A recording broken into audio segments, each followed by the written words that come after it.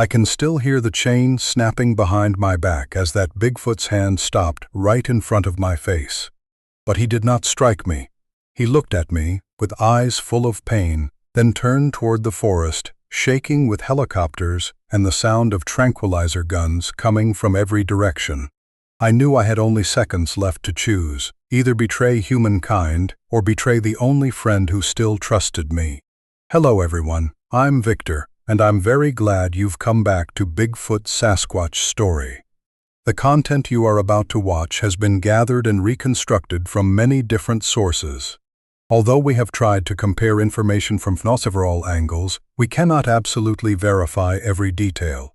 So please see this as a story standing at the intersection of recorded events, local legends, and mysteries that remain unanswered.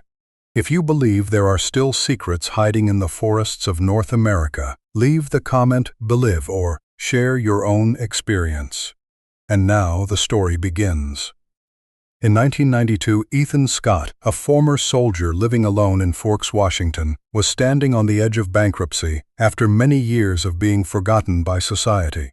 A strange offer from the biotechnology company, Oak Haven Bioscience, changed his life completely. 5 years living in isolation deep in the heart of the Olympic Range to guard biological specimen 01 in exchange for $1 million.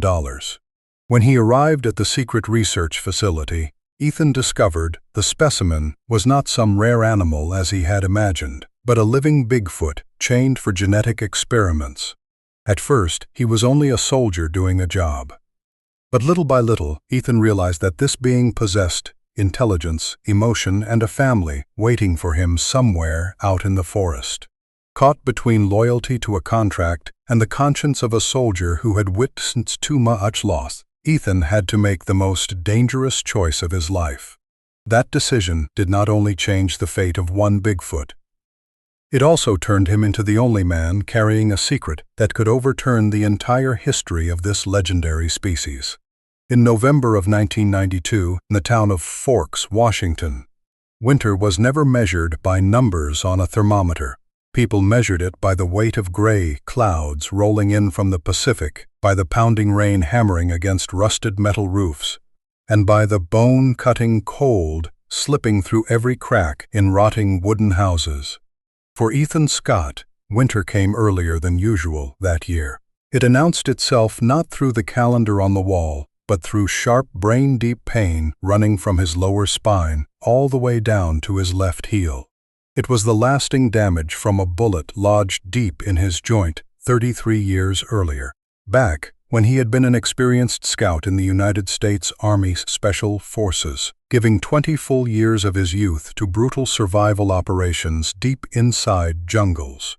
That morning, Ethan was crouched on the roof of his run-down cabin, trying to patch several strips of tar paper to stop the rain leaking into the living room. His hands were rough, covered with scars, thick veins bulging beneath the age-spotted skin of a 55-year-old man who had chosen to live in isolation for a decade. After a broken divorce and one hardship after another, Ethan retreated to the small cabin standing alone at the edge of the Forks forest. He cut off most contact with the outside world, sinking into solitude, only occasionally taking part-time security work for logging companies thanks to his still sharp skills in scouting, terrain reading, and military observation. The landline phone on the shaky wooden table inside suddenly rang. The metallic sound came in sharp, urgent bursts, tearing through the stillness broken only by falling rain. Ethan stopped hammering nails and frowned as he looked through the fogged window. It had been a long time since that phone had rung. More accurately, for the past 10 years, almost no one had remembered or wanted to find the name Ethan Scott. He climbed down the ladder, his limping steps tapping lightly over the creaking rotten floorboards. He picked up the receiver, his voice hoarse and dry, like two stones rubbing together, the result of 3 straight days without speaking to another human being. "Who is this?" Ethan asked, squinting out at the muddy yard beyond the window. The other end stayed silent for one breath. There was only the crackling static of a long-distance phone line. Then a woman's voice sounded. It was clear, composed, cold, and perfectly professional, so much so that Ethan could immediately picture a woman in a sharply pressed business suit sitting in an air-conditioned office in the center of a big city. "Excuse me, is this Mr. Ethan Scott?" "That's me," Ethan said curtly. "My name is Dr. Eris Thorne. I represent Oak Haven Bioscience, a biotechnology research corporation headquartered in Seattle. We would like to work with you." Ethan raised an eyebrow, a bitter smile flickering across his gray stubbled face. A famous biotechnology corporation from Seattle was looking for a crippled old veteran in this miserable corner of the world. "You've got the wrong man, Doctor," Ethan replied, already about to hang up. "I'm just an old retired soldier. The only biology I know is how to keep your feet from rotting with fungus after marching 3 straight weeks through a tropical jungle. Find someone else." "We do not have the wrong man, Mr. Scott." The woman's voice came a little faster, holding just enough pressure to keep him on the line. "We know exactly who you are. 20 years serving in special reconnaissance, survival expert, target scout, and navigator in some of the harshest jungle environments. And more importantly, we know about the bullet injury that ended your career, as well as your current financial exhaustion." Ethan's hand tightened around the black plastic receiver. Heat rushed into his face.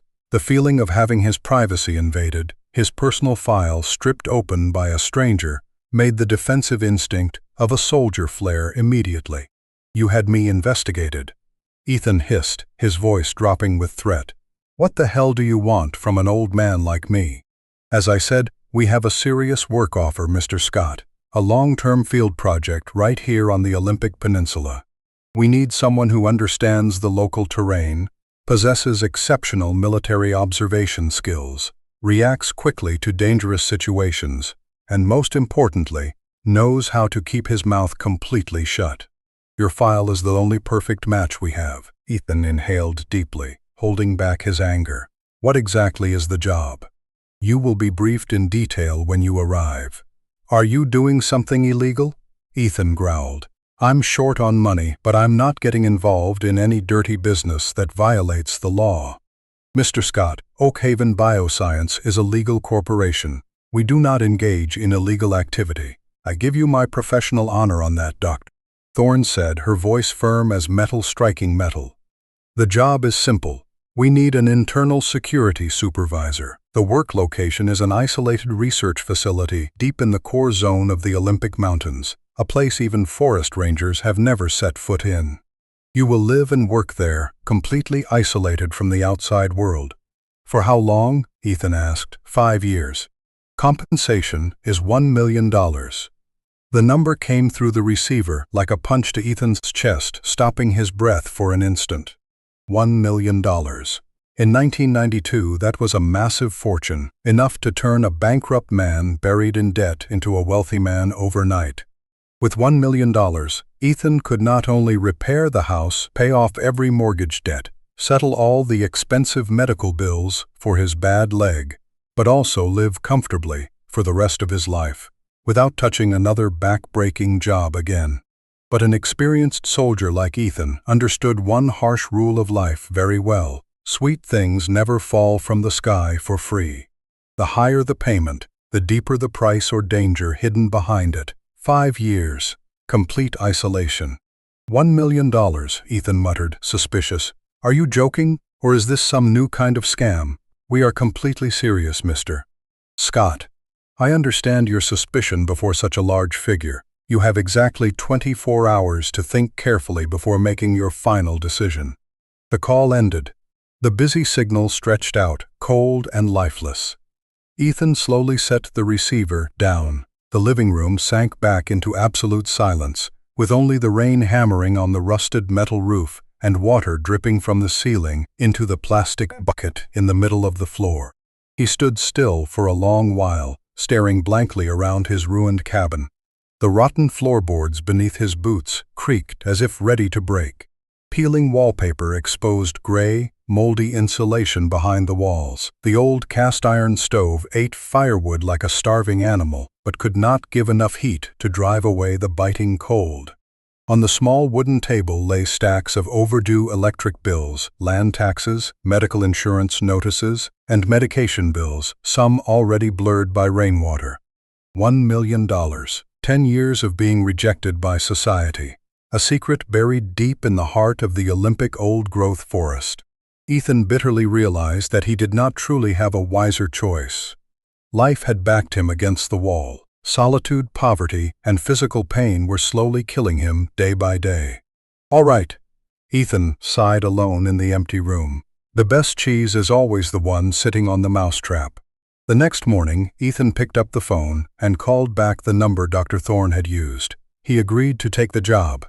The other end did not sound surprised, as if they had already calculated his answer. Thorne coldly informed him that he would not have to sign a top-level confidentiality agreement, the kind where, if he revealed even one word about the existence of the project or anything he saw to anyone, even in a confession booth before God, he would face the most devastating legal and criminal consequences. "Our people will deliver the contract and schedule details to you tomorrow," Thorne said before hanging up. "You have exactly 1 day to prepare your personal belongings. On November 20, you must depart at 9 a.m. Remember, you must travel alone, bring no one with you, and carry your personal weapon for safety.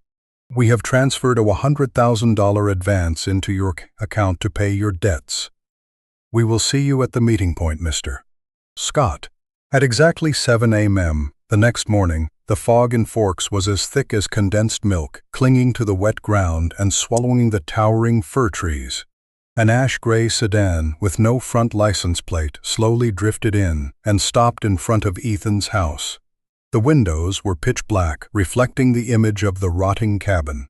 Ethan stood on the porch, one hand holding a steaming cup of coffee, the other tucked inside his coat pocket, fingers lightly gripping the handle of his military folding knife. The passenger side window lowered into a narrow slit. A hand in a black leather glove reached out, holding a large yellow manila envelope. No greeting, no face revealed. Ethan stepped forward and snatched the envelope. Immediately, the car window hissed shut, the engine started smoothly, and the tires crushed the gravel with a soft crackling sound before the car rushed away and disappeared into the thick fog as quickly as it had appeared. Ethan tore open the envelope right there on the windy porch. Inside was a fresh bank check for $100,000, the ink sharp and clear. Along with it was a thick contract filled with threatening legal clauses. Finally, there was a blunt instruction sheet and a topographic map of the Olympic Mountains. A bright red cross had been marked deep inside a forbidden forest zone. The mission was written briefly. Position: Quarantine Security Supervisor, Site 4. Subject: Biological Specimen 01. Requirements: Observe, maintain logs, report periodically, absolutely no direct interaction, danger level unknown, Biological Specimen 01. Danger level unknown, Ethan muttered, folding the paper and slipping it into his breast pocket. In the old scout's mind, he pictured the corporation, perhaps illegally capturing some rare animal, or testing a dangerous field virus, and needing an isolated gatekeeper to avoid attention from authorities or environmental groups. With 20 years in uniform, Ethan understood one survival rule very clearly: never get curious about the secrets corporations and governments intentionally hide. The more curious you are, the shorter your life becomes. November 20, 1992. Ethan Scott needed exactly 1 hour to pack for a journey that would last up to 5 years. The absolute simplicity and discipline of an old soldier showed clearly in his worn olive-green Alice military backpack, a keepsake from the time he fought through fiery war zones. Inside that backpack, there was nothing unnecessary.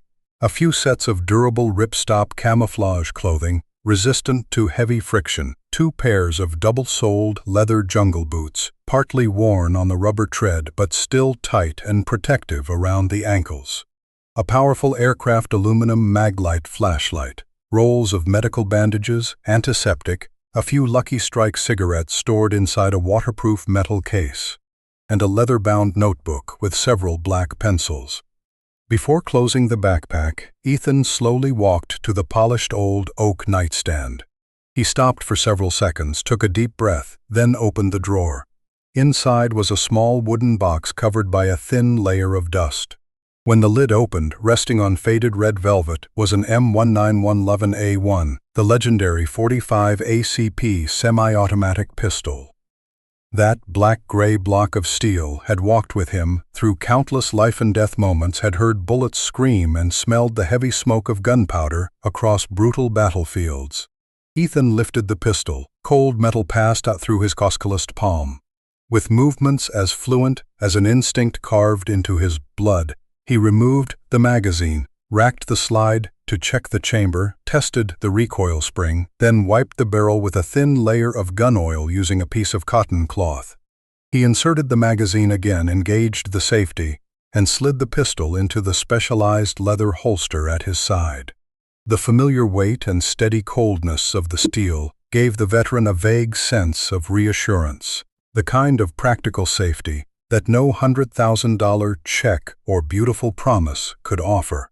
He slung the backpack over his shoulder, locked the small cabin standing alone at the forest edge, and walked out to the old Ford F-150 pickup waiting outside. The V8 engine of the Ford truck growled like a heavy sigh as it began struggling up the steep roads. According to the terrain coordinates marked in red ink on the map, Ethan had to travel deep into the northwestern Olympic Mountains of Washington state, where modern paved roads disappeared completely, giving way to abandoned logging tracks left behind since the 1980s. The old road had now been taken over by weeds, soft mud, and broken branches left after countless brutal winters. The deeper he went into the mountains, the gloomier and more suffocating the space around him became. Giant Douglas firs and red cedars, centuries old and rising 60 to 70 meters high, stood on both sides of the narrow road. Their thick canopies interlaced like a natural ceiling, blocking the harsh noon sunlight completely. Beneath the old-growth forest, the space darkened in an unnatural way. The air was wet, thick with the smell of rotting vegetation, and cold as the inside of an ancient tomb. The Ford shook violently. The radio signal screamed with chaotic static, then died completely. The expensive metal navigation unit on the dashboard also began losing satellite lock, the numbers blinking meaningless fragments. Ethan shook his head lightly and turned off the useless electronic device. From now on, he relied entirely on his brass Kaminga military compass and the worn-edged paper topographic map. The classic field skill, old navigation methods that had saved his life countless times in the past. After more than 4 tense hours wrestling with deep potholes, dangerous jagged rocks, and mud that seemed ready to swallow all 4 wheels, the trail suddenly closed before an unexpected man-made structure. A barbed wire fence appeared, cutting across the track and stretching deep into the dense vegetation on both sides of the mountain slope. The fence was more than 3 meters high, with the top covered in dense loops of razor-sharp concertina wire. Unlike ordinary national park protective fences, every 50 meters along its length stood a high-powered floodlight pole with an automatic rotating security camera. The black lenses pointed down at the trail like cold, soulless electronic eyes, watching every tiny movement of the forest leaves. Ethan braked the pickup in front of a solid iron gate made from thick steel plates. A rusted metal warning sign swung lightly in the cold wind, producing an eerie creak. Painted on it were short, ruthless red words: "Private area, no trespassing, lethal danger." Less than 10 seconds after the truck stopped, a guard in full black tactical uniform stepped out from a reinforced concrete guard post hidden behind the trees. He wore a gas mask covering his entire face, his eyes hidden behind dark gray lenses. In his hands was an M110A2 assault rifle held in ready position. Without a single polite word, the guard signaled for Ethan to step out of the vehicle. The strict inspection procedures followed one after another. His personal papers were checked through a scanner. All personal transmitters, portable radios, and cameras were confiscated and sealed in magnetic blocking bags. The Ford pickup was searched harshly in every corner, from the undercarriage and truck bed to beneath the driver's seat. When every security procedure was complete, the guard returned to the booth and pressed a control button. The heavy iron gate let out a mechanical squeal and slowly opened, revealing a rough, descending road leading deep into the valley. Ethan drove inside. The secret research facility, or by the code name written in his confidentiality contract, Site 4, was tucked tightly inside a narrow, deep valley. The valley was completely surrounded by vertical limestone cliffs, hundreds of meters high, forming a natural basin entirely cut off from the outside world. No civilian flight could see the facility from above, thanks to the cover of the old-growth canopy and the thick fog that hung there year-round. When Ethan stepped out of the vehicle onto a small concrete yard, two people were waiting. The first was Dr. Aris Thorne. She was in her 40s, with a sharp, angular, cold face behind thin, titanium-framed glasses. Thorne's eyes held no unnecessary emotion, giving off the presence of a powerful operator, decisive and willing to crush every ethical standard to achieve her goal. Standing beside her was Dr. Marcus Webb, a tall, thin man who seemed to be in his 50s. He wore a white lab coat over a thick, warm layer, and his graying hair was messy. Behind thick glasses, his bright eyes burned with the twisted and unsettling excitement of a science fanatic who had lost touch with ordinary compassion. "Welcome, Mr. Scott," Dr. Thorne spoke first. Her voice was short, dry, and without even a polite smile or warm greeting. "Good. You arrived on time. Follow us. Your work and monitoring position is on the ledge above." Thorne immediately turned and walked away without waiting for Ethan's reaction. Webb quickly followed. Ethan silently walked with them. They led him through a narrow natural path, tightened like the neck of a bottle between two cold gray limestone walls. Cold air radiating from the rock mixed with the damp smell of thick moss, making every breath Ethan took turn into pale white vapor. After passing through the narrow section of about 50 meters, the space suddenly opened onto a wide natural rock ledge jutting into the empty air of the valley, overlooking a giant mountain cavity below. And there, the sight before him stopped Ethan Scott's breath completely in his chest. A vast natural rock cavity, extending dozens of meters into the limestone mountain, had been converted into a prison so strong it was terrifying. The mouth of the cavity was sealed by a frame of ultra-hardened steel bars, each bar as thick as an adult wrist and painted matte black against rust. These bars had not simply been erected. They were driven meters deep into the stone floor and cave ceiling by massive industrial bolts. Behind the reinforced bars lay deep, suffocating darkness. From within that dark space came the steady clink of heavy chains. They were chains connected to enormous ankle shackles and a reinforced alloy collar. And in the deepest dark corner of the rock cavity, a giant entity slowly moved.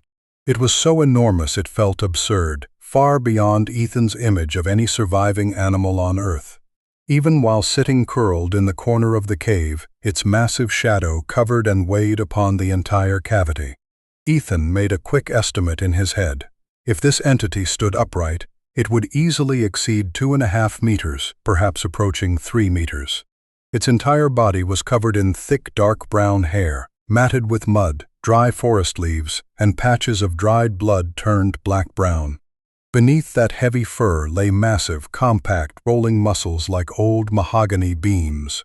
Its shoulder structure was unbelievably wide, and its broad chest rose and fell with heavy breaths. But what truly froze the blood in Ethan's veins— he was an experienced soldier who had faced death countless times without once trembling— was the creature's face and eyes.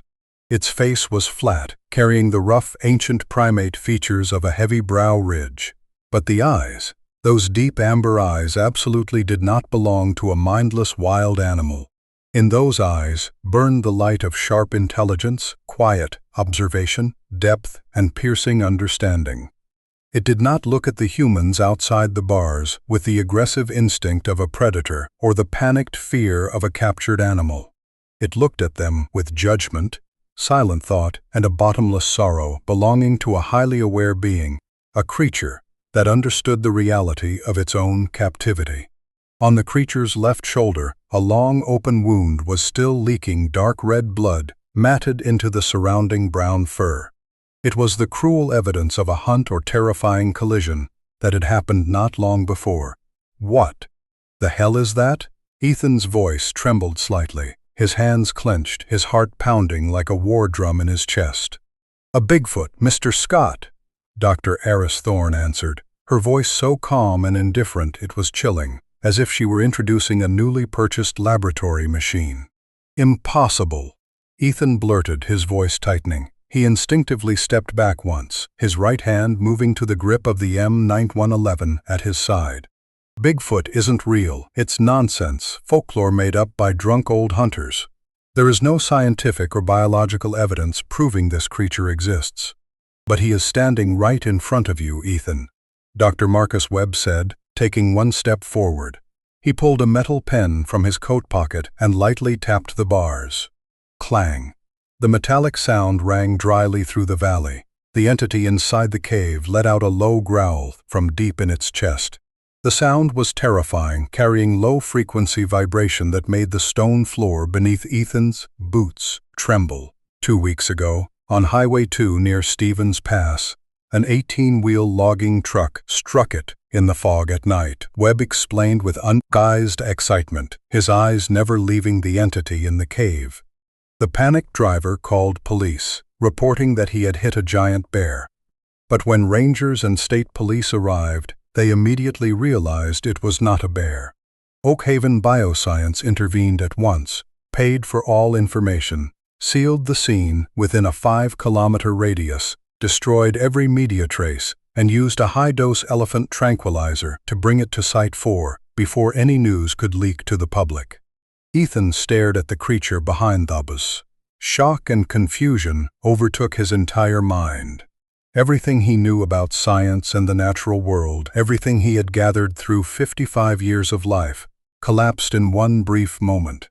"We performed emergency DNA testing from its blood samples," Dr. Thorne continued, her tone calculating, "and the results will shock you. This creature's genome shares up to 98.7% similarity with human DNA. That level of similarity is even closer to humans than chimpanzees.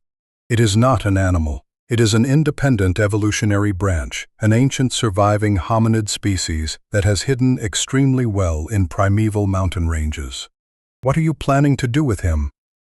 Ethan turned toward the two scientists, his voice dropping with suspicion and anger. "Lock him here for 5 years for what?" "Molecular biological research and genome sequencing." Webb answered instantly, the eyes behind his lenses glowing with cold fanaticism. "Its self-healing capacity, bone density 10 times higher than ordinary humans, extraordinary muscle structure, and perfect immune system are a biological treasure beyond price. If we fully decode this genome, our corporation can produce drugs that completely heal nerve damage, treat cancer, perhaps even reverse human aging. The sacrifice of this creature, if it occurs during testing, is entirely worth it for a great step forward for all humanity." "Sacrifice?" Ethan repeated the word, feeling bitterness rise into his throat. He pointed directly at the creature's bleeding left shoulder. "He's wounded. That wound from the truck collision 2 weeks ago is infected and starting to rot. You're leaving him to bleed and suffer like that? It was hit by a truck 2 weeks ago and remains alive and physically stable. Its endurance and biological regeneration are horrifyingly strong," Webb said, waving his hand as if Ethan's question did not matter. "Mr. Scott, your job here is very simple and very expensive. Keep biological specimen 01 alive, guard the ledge, and make sure no one, whether hunter or hiker, discovers this facility. Food for you and raw meat for it have been stored in the cold unit at the guard post. Feed it twice a day through the automatic metal chute. Do not open the cage. Do not make direct contact in any form." Webb reached into his coat pocket and pulled out a black plastic remote control about the size of a hand with one large red button on it. He handed it to Ethan. "If it shows any sign of rage, aggression, intentional chain pulling, or attempts to break the cage," Webb whispered, his eyes boring into Ethan, press this button. 50,000 volts will immediately run through its collar and leg shackles. That current is enough to bring down an adult elephant in 2 seconds. Ethan slowly reached out and took the heavy remote. His hand felt the cold plastic. He lowered his eyes to the dark red button, then raised his head to look into the silent amber eyes, full of pain but still unbroken, of the creature chained inside the deep rock cavity. 50,000 volts. Ethan knew exactly what that voltage meant. It was not a defensive tool or a safety control device. It was a torture instrument, a brutal sentence of torment for a being with intelligence and emotion. The old soldier tightened his grip around the remote as darkness began to fall over the valley, swallowing the last strands of daylight. The engine of the jeep carrying the Oak Haven research team roared one last time, its muddy sound echoing between the towering limestone cliffs, before growing smaller and smaller, until it was swallowed completely by the wind howling through the old pines of the Olympic Range. Night dropped into the narrow valley, quickly, mercilessly, and violently, like a heavy black velvet curtain wiping away the last gray light of day. Ethan Scott stood alone on the windy ledge, his hand still gripping the 50,000-volt remote inside his coat pocket. Now, within dozens of miles of isolated primeval forest, the world had narrowed down to something terrifyingly simple. Only him, a small ruined wooden cabin hidden among cedar roots about 50 meters from the rock cavity, and the giant legendary creature locked behind reinforced steel bars. Ethan slowly walked toward the cabin. It was a cramped structure, temporarily built from rotting pine boards and a rusted metal roof, smelling of damp mold, dry pine resin, and dust collected through years without any occupant. The interior was brutally minimal. An olive-green military canvas folding cot, a portable mini-gas stove, several crates of canned food stacked in the corner, a kerosene storm lantern, and a dead transistor radio that produced only chaotic static because no satellite signal could pierce the surrounding cliffs. Ethan's entire world for the next 5 years would shrink into this cramped, lonely, isolated space. The first night passed in a drifting state between dream and waking. Ethan lay fully clothed on the stiff folding cot, staring blankly at the leaking rafters above. He listened to the forest rain hammering hard and fast on the metal roof, and to the wind screaming through the rock gaps in eerie howls. But over all those natural sounds lay the faint yet persistent clinking of heavy chains coming from the rock cavity. Each time he closed his eyes and tried to sleep, the ancient primate face and those amber eyes holding sharp, bottomless intelligence appeared vividly in his mind. Along with them came the image of the deep necrotic wound on the creature's left shoulder, a rotting patch of flesh bleeding through dark fur. Moral unease and inner conflict made every breath the veteran took feel heavy. The next morning, last night's rain had softened into suspended mist that covered the entire valley in a thick layer. Freezing air went straight into Ethan's lungs. He put on his waterproof shell jacket and pushed a rusted wheelbarrow toward the cold storage unit, an industrial container powered by a diesel generator placed behind the cabin. When the steel door of the cold unit opened, the thick metallic smell of frozen beef hit Ethan's nose, tearing through the damp air of the old forest. He used a shovel to lift a slab of fresh beef weighing nearly 5 kilograms, placed it into the wheelbarrow, then patiently pushed it along the mud-covered trail toward the ledge where the rock cavity waited. The creature was already standing close to the bars. Under the gray, gloomy morning light, Ethan saw its overwhelming size more clearly than ever. The muscles across its chest and shoulders rolled like limestone ridges, and its true height when standing upright had to be close to 2.8 meters. Yet, completely opposite the predictions of Thorne and Webb about an aggressive, murderous biological specimen, the creature showed no agitation. It did not charge the bars, howl, or threaten the veteran. Ethan stopped the wheelbarrow at a safe distance and used the shovel to push the slab of meat through the metal chute at the base of the iron fence. The meat landed with a heavy thud on the damp stone floor, fresh blood splattering lightly across the rock. the creature slowly bent its huge body. It did not rush to tear the meat with its teeth like a starving beast. Its massive hand, with long fingers, large knuckles, and a fine layer of hair, picked up the meat carefully. It lifted the meat near its nose, sniffed lightly, then, with a surprisingly measured movement, tore the slab into smaller pieces with its fingers and ate slowly. That gesture was extremely polite, composed, filled with self-control, and deeply human-like. It was completely different from the way any wild animal Ethan had witnessed had ever eaten during his years of survival work in forests around the world. "You eat with more manners than some of the recruits I trained back in boot camp," Ethan muttered to himself, his voice dissolving into the wind. The creature suddenly lifted its head. Its bright amber eyes locked directly on Ethan again. But this time, observing from only a few meters away, Ethan noticed something horribly wrong. The creature was trembling. It was not shivering from the bone-cutting cold of the Olympic mountain weather. These were waves of spasms running along the enormous muscles of its chest and arms. On its forehead, beneath brown fur matted with mud, cold sweat continued seeping out and gathering in thick streaks. Its chest rose and fell unevenly, each breath carrying a painful wheeze from deep in the bronchial passages. Ethan narrowed his eyes, took one short step forward, and studied the creature's left shoulder. The wound from the truck accident 2 weeks earlier had not healed itself as Webb had bragged. Instead, it had become severely necrotic. The wound edges were swollen red-purple and heavily infected. Yellow pus blisters had begun bursting under bacterial pressure, leaking constantly into dark, clotted blood and rainwater. The stench of rotting flesh poured through the bars, carrying the sickly sweet, cruel smell of late-stage blood infection. "Damn it!" Ethan cursed under his breath, both hands tightening around the freezing iron bars. "Those bastard doctors left you like this. An infection at this level would bring down even a forest elephant or a giant grizzly, killing it in agony within days. No matter how superior the creature's genome or how powerful its resistance, it could not withstand the ruthless destruction of necrotic bacteria spreading into the bloodstream." Ethan stood there, torn by violent inner conflict.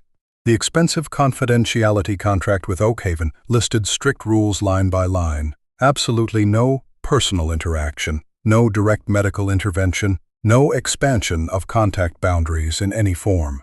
If he intervened and anything went wrong, if the creature went berserk, caused casualties, or escaped, he would lose the entire $1 million and might even be prosecuted by Oakhaven and imprisoned for life. But if he stood by and watched, obeying those heartless clauses, this intelligent, highly aware being would slowly die in front of him, like a specimen abandoned in a rotting cage. And Ethan Scott, an old soldier who had passed through bloody wars but had never lost his honor or human compassion, chose not to stand by. "Wait here," Ethan said loudly, his voice hard with decision. He turned and ran back toward the cabin.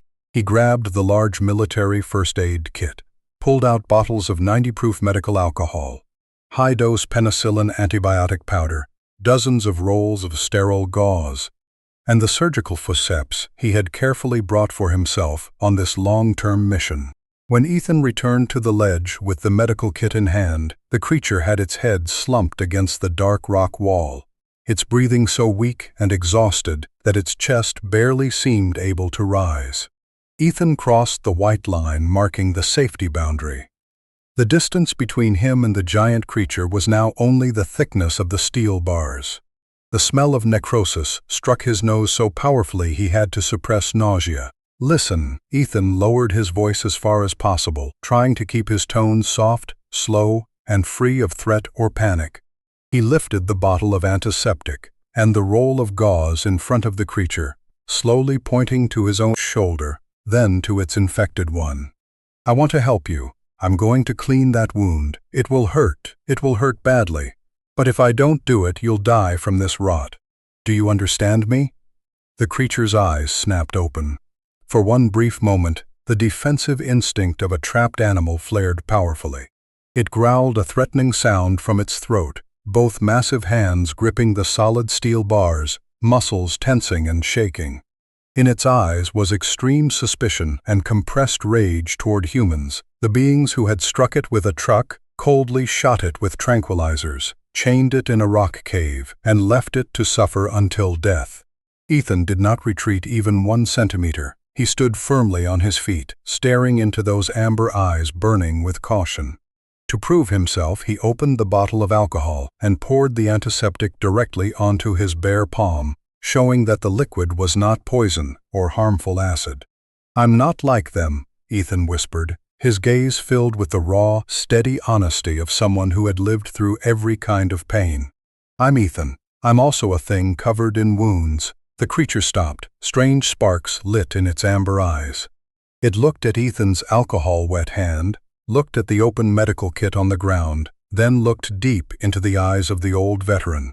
A miraculous and quiet change took place in the creature's gaze. Its extraordinary intelligence allowed it to read the situation correctly. This old man with a slight limp carried no gun, held no electric shock remote in his hand, and most importantly, had no cruelty or cold ambition in his eyes. Slowly and with great difficulty, the creature moved closer to the steel bars. It sat down on the stone floor, tilted its huge body, and voluntarily pressed the infected left shoulder close to the gap between 2 bars. It was offering the weakest, most painful, most vulnerable part of itself to a human being. Ethan took a deep breath, suppressing the tremble in his calloused hands. He put on sterile rubber gloves and slid his hand through the bars. Using medical forceps, he picked up cotton, soaked with antiseptic, sprinkled antibiotic powder, then, without hesitation, pressed it directly into the rotting, necrotic flesh. Roar! A throat-tearing roar echoed across the valley, shaking the limestone walls. The creature's entire body jerked as if thousands of volts had run through it. Its enormous hands tightened around the solid steel bars with such force that the metal frame gave clear, cracking sounds of deformation. Ethan's heart stopped for a moment. His hand withdrew by natural reflex, his foot stepping slightly backward, his other hand dropping toward the M1911 holster at his side. But the creature did not attack. Though pain made its whole body tremble violently, though its teeth clenched together with a chilling grinding sound, it kept the same tilted position, its shoulder pressed against the bars, patiently waiting for Ethan to continue. It understood that this man was taking a dangerous risk to save it. Ethan swallowed hard, his throat dry with tension. He inhaled deeply and stepped forward again. His hand no longer trembled. For the next 20 minutes, amid the wind howling through the valley, the old veteran patiently scraped away dead pus, washed the deep wound with antiseptic, and carefully wrapped clean white medical gauze around the enormous shoulder of the king of the old forest. When the final knot of the bandage was tied neatly, Ethan removed the blood-stained gloves, leaned back against the iron cage, and panted, sweat soaking through his undershirt despite the freezing weather. The creature slowly turned around. It lowered its head to look at the clean white bandage wrapped carefully around its shoulder, then moved the joint lightly. The sharp ache from the infection that had tortured it for 2 weeks had eased greatly, replaced by the cool, soothing relief of antibiotics. It raised its head, amber eyes turning toward Ethan. Those eyes no longer held suspicion, caution, or threat. Only respect and quiet gratitude remained. Slowly and carefully, it extended its enormous hand, the hand 3 times larger than an adult human's, with thick dark gray nails, through the gap between the bars toward Ethan. The hand opened and stopped in the air. Ethan stood still for a moment, staring at that massive fur-covered hand. He tilted his head, then, as if understanding a wordless language crossing every biological and species barrier, Ethan lifted his own old hand, scarred by war. He did not touch the palm directly, but placed his hand parallel to it, close to the giant palm in the air. The strong, living heat from the creature's body radiated outward, quickly warming Ethan's frozen fingers. In the gloomy isolation of the Olympic Mountains, an unwritten contract, a strange and sacred friendship unlike anything in human history, had officially begun. The next 2 months passed in a quiet rhythm filled with deep changes inside the old veteran. The dangerous, lingering fever of the creature, whom Ethan had begun affectionately calling Big Friend, completely disappeared thanks to his careful and persistent medical attention. The wound from the truck accident healed at an astonishing speed, leaving a large, flat scar hidden beneath newly grown dark brown fur. Every day after completing the scheduled radio report to Dr. Webb with short, cold-sounding lies, Specimen 01 normal, no unusual changes, Ethan would pull a wooden chair in front of the iron cage. He talked to the creature. In the quiet of the mountains, he told it about the devastating wars he had fought in foreign lands, about being abandoned by modern society after leaving the army, and about the cruel loneliness gnawing at the old age of a veteran. The creature listened silently. It sat wrapped in the thick wool blanket Ethan had brought from the cabin, its amber eyes reflecting the flickering light from the mantel lamp. From time to time, it nodded slightly or released low sounds from deep in its chest, like comforting, understanding responses. One late January afternoon in 1993, when the Olympic range was covered in skin-cutting cold, Ethan brought a leather-bound notebook and several black pencils. The creature watched each of his movements with curiosity.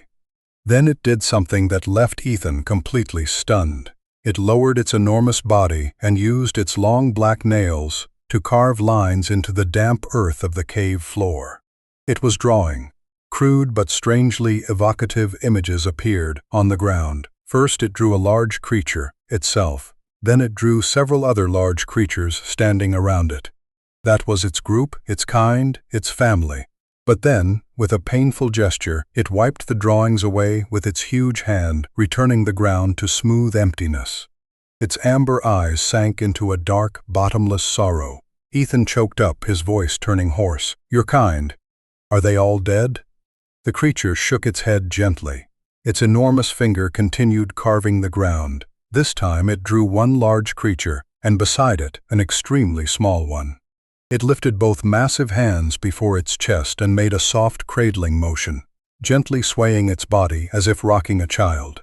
Then it pointed toward the deep forest roaring outside and let out a pained, strangled whimper from deep in its throat. Ethan went dead still. The flashlight in his hand nearly fell onto the hard stone floor. "That's your child?" Ethan asked, his voice trembling. "You have a child waiting out there?" The creature nodded. A slow nod filled with the desperation and longing of a father separated from his small child. It continued scratching a tiny human figure beside its own drawing, then pointed toward Ethan. "We are friends?" Ethan asked, his heart pounding. The creature nodded twice in succession. The heart of the old scout felt as if an invisible hand had tightened around it. The word friend. Something modern human society had long stopped giving to an isolated man like him was being offered purely and completely by a being considered a monstrous beast. But that trust and connection immediately turned into a sharp blade cutting deep into Ethan's conscience. That evening, through the encrypted radio, Dr. Webb's voice came through in a cold and merciless tone. "Ethan, prepare yourself. Exactly 1 week from now, Oakhaven Senior Biochemical Team will come up to Site 4. We will conduct the first field surgery, spinal marrow extraction, partial lung tissue removal, and brain biopsy on Specimen 01. Mandatory requirement: it must be kept alive throughout the procedure to ensure the cellular samples remain as fresh as possible." Webb's words were no different from a brutal death sentence. Oakhaven did not only want to study. They were preparing to cut his friend apart, turning him into a living specimen tortured until death. Ethan turned off the radio. His blood boiled. "Never." Ethan gritted his teeth, staring into the black night beyond the valley. "I swear on the honor of a Special Forces soldier, I will never let those thieves touch you." A wild, daring, and extremely dangerous escape plan immediately took shape inside the 55-year-old veteran's mind. Ethan used a scheduled supply trip down to Forks to buy necessities, then used part of the contract advance to contact old acquaintances in the mining world. Under the table, he bought a quantity of commercial TNT, along with slow fuse and mechanical detonators. Ethan's plan was dangerously risky. The weather forecast said that in exactly 3 days, a violent storm of snow and hail would sweep across the Olympic Peninsula. Ethan would use explosives to destroy the cracked limestone structure above the reinforced cage hinges, collapsing part of the cave roof and throwing the iron frame open to create an escape path for Bigfoot. But to fool Oak Haven Bioscience's ruthless and sophisticated investigation, Ethan could not come out unharmed. If he remained completely safe after the explosion and the creature's escape, the corporation would immediately realize he was an accomplice. They would hunt him, and worse, they would mobilize armed teams and helicopters to sweep the entire Olympic forest to capture Bigfoot and his child again. Ethan had to become a victim. He needed horrifying injuries to prove that he had fought to his last breath to stop the monster from breaking out. On the morning of the 3rd day, thick fog warned of the coming storm. Ethan stood before the iron cage, looked straight into Bigfoot's eyes, and explained the entire plan. "Listen, big friend," Ethan said, his voice firm. "I'm going to blow the rock wall. This iron frame will collapse. You have to take that chance and run deep into the forest. But before you go, you have to hit me." Bigfoot froze, his amber eyes widened. He released a low sound of refusal and shook his head firmly. "You have to slap me." Ethan shouted, his voice breaking with intense emotion. He moved close to the bars and grabbed the creature's massive hand. "Break a few of my ribs, give me a mild head injury, enough to put me on a stretcher and into a hospital. Only then will those bastards believe I'm innocent. Only then will they not hunt you and your child." Bigfoot looked at his enormous hand, then at the thin, weak body of his old friend. He shook his head even harder, his eyes full of refusal and pain. He was afraid that one uncontrolled swing would kill this man instantly. "Hit me," Ethan shouted in anger, pounding his fist against the creature's steel-hard chest. "Are you a coward? Your child is waiting out there. Hit me now. I'm old. I'm not afraid of dying, but I am afraid of living the rest of my life as someone who betrayed a friend." At the mention of the child, Bigfoot's eyes trembled violently. Tears, true tears of a being with a soul, rolled down the dark brown fur of his face. He understood. This was the greatest sacrifice his old friend was offering for the freedom of his family. Bigfoot nodded, a nod as heavy as stone. That night, the storm officially arrived. Wind roared viciously through the valley, while hail and lightning tore apart the night sky above the Olympic mountains. Wearing military rain gear, Ethan rushed outside into the snowstorm. He carefully placed the TNT sticks into the geological crack above the reinforced iron frame's hinge line. He connected the slow fuse, lit it, and ran behind a large boulder 20 meters away. Boom! A deafening explosion rang out, merging with the thunder overhead. Poisonous smoke and rock fragments sprayed across the space. A section of the limestone wall collapsed, pulling the multi-ton iron frame forward with a twisting groan of broken metal. From inside the dense smoke, Bigfoot's massive black shadow stepped out. He filled his chest with the free natural air of the storm. He turned back and looked at Ethan. Ethan stepped out from behind the boulder, spread both arms beneath the pounding hail, and shouted with all the strength he had left, "Do it! For your shield!" Bigfoot stepped closer. His eyes were filled with unbearable sorrow. He lifted his face to the sky and roared with heartbreak, then swung his massive arm, a backhand slap with as much strength restrained as possible, into the left side of Ethan's chest. Smack! Ethan felt as if he had been hit head-on by a heavy truck at high speed. The ribs on his left side cracked. His lung compressed, and fresh blood burst from his mouth. The old veteran's body flew backward more than 5 meters, slammed into the wooden wall of the cabin, and collapsed into the muddy ground. Ethan's vision went white, and darkness quickly surrounded his mind. But before losing consciousness completely, through rain blurred with blood, Ethan saw Bigfoot approach. The giant creature bowed his head, placed a hand over the left side of his own chest, and bent deeply to Ethan in the manner of an ancient warrior. Then he turned and ran straight into the vast darknesses of the Olympic old-growth forest. Ethan smiled, his grin stained with fresh blood, before sinking entirely into unconsciousness. Ethan Scott woke 3 days later in the intensive care unit of a tightly secured private hospital on the outskirts of Seattle. The white fluorescent lights clacking above the ceiling tore through the darkness of his coma. His chest was wrapped in thick layers of medical bandages, connected to heart monitors, ECG leads, and IV lines. Violent pain ripped through every breath. 3 ribs on the left side shattered, 1 lung mildly contused, and dark bruising and internal bleeding spread across his body. Standing right beside his hospital bed were Dr. Marcus Webb, his face distorted with rage, and Dr. Aris Thorne, whose expression was icy and deeply complicated. "What happened, Mr. Scott?" Webb shouted, his bloodshot eyes red, slamming his fist against the metal bedrail so hard the heart monitor began beeping rapidly. "Where is Specimen 01? Where is our corporation's $5 million project?" Ethan wheezed through the oxygen mask, fogged with his breath, his voice hoarse, weak, and filled with theatrical pain from a seasoned scout. The storm. Lightning struck the limestone wall. The monster broke the cage. I tried to reach the shock button, but he was too fast. His slap almost tore me in half. Dr. Thorne stepped forward, took Ethan's medical record from the chief physician, and coldly analyzed each number. Impact force equivalent to a car crash at 60 kilometers per hour. Shattered ribs, alveolar rupture, pleural fluid.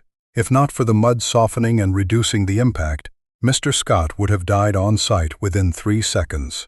Clearly, Specimen 01 entered a violent state and attacked the supervisor to force an escape path during the storm. Thorne leaned closer, looking at Ethan with eyes sharp as a carving knife. She was an extremely intelligent and suspicious woman. Perhaps, deep down, she still suspected something strange about the cave wall explosion. But Ethan's near-fatal injuries were practical evidence impossible to deny. No accomplice in the world would foolishly suffer injuries so brutal, so close to death, just to stage an escape for a creature. Site 4 is officially terminated, Thorne declared, snapping the file closed. Oakhaven Bioscience will pay all medical and recovery costs. The $100,000 advance will remain with you as injury compensation and early contract termination. She bent close to Ethan's face and whispered with a threat as cold as ice, "Remember carefully the confidentiality agreement you signed in red ink. You never worked for Oakhaven. You never saw any creature called Bigfoot. You were only badly injured in a mountain fall while hunting alone. If a single word leaks to the press or the scientific world, no one can guarantee you will leave this hospital alive." "I understand." Ethan closed his eyes, pretending to be exhausted and shaken. "I'm sick of that disaster-bringing monster." Summer of 1998, exactly 5 years after the terrifying event at Site 4. Ethan Scott had now turned 60. His hair had gone completely white, and his left leg carried a slight limp after the old chest trauma. He did not return to the town of Forks. Instead, he used all the money he had saved to buy a small cabin on the edge of the Olympic National Preserve buffer zone. Leaving behind the isolated life and rejection of society, Ethan began actively participating in local environmental protection organizations. He repeatedly filed complaints and lobbied against industrial corporations that wanted to log and build roads deep into the old-growth core. However, in his free time, he still often slung on his military backpack and walked alone into the deep forest. Patiently, he crossed gloomy canyons, searching for a faint trace, a footprint or a tuft of dark fur belonging to his old friend. One bright golden day in July, Ethan was deep inside a remote valley, not shown on any tourist or topographic map, where the thunder of a giant waterfall swallowed every artificial sound from the outside world. A towering black shadow slowly stepped out from behind the canopy of an ancient cedar. It was Bigfoot. He was no longer the weak, infected, chained creature in a freezing stone cave. Standing before Ethan now was a true king of the natural world. A massive body nearly 3 meters tall, smooth dark brown-black fur, a majestic frame of bone and muscle, and especially bright amber eyes filled with vitality and freedom. He slowly stepped closer to Ethan. The distance narrowed. The creature gently placed his giant, warm hand on the thin shoulder of the old veteran. "Old friend," Ethan choked out, his voice trembling, his eyes wet. "You're alive and well. Thank God you're still alive and free." Bigfoot nodded slightly, released a gentle low sound from his chest, then turned and signaled for Ethan to follow him. He led Ethan through the misting white wall of the giant waterfall and into a vast, magnificent cave system hidden behind it. It was like a natural cathedral, where noon sunlight poured through geological cracks in the limestone ceiling, forming mystical, shimmering beams across the space. And there, Ethan witnessed the greatest and most moving secret on Earth. Across the tall limestone walls of the cave were thousands of ancient carvings, an illustrated chronicle stretching across thousands of years of Bigfoot history. Ethan stared in awe at images showing their sacred origins, their free communal life under the old forest canopy, births, raising children, and the first appearance of humans. An elder Bigfoot, with enormous fur turned silver-gray by time and thoughtful eyes full of wisdom, slowly stepped out and led Ethan along the wall of memory. Ethan was choked with emotion as he saw the devastating decline of this ancient species across the ages. At first, the carvings showed hundreds of beings living peacefully beside early humans. But over time, as humans began making spears, firearms, vehicles, and machines that cut down forests, the number of Bigfoot figures dropped cruelly from 100 to 50, from 50 to 10, and finally to only a small, lonely group hidden in the Olympic range. "I'm sorry."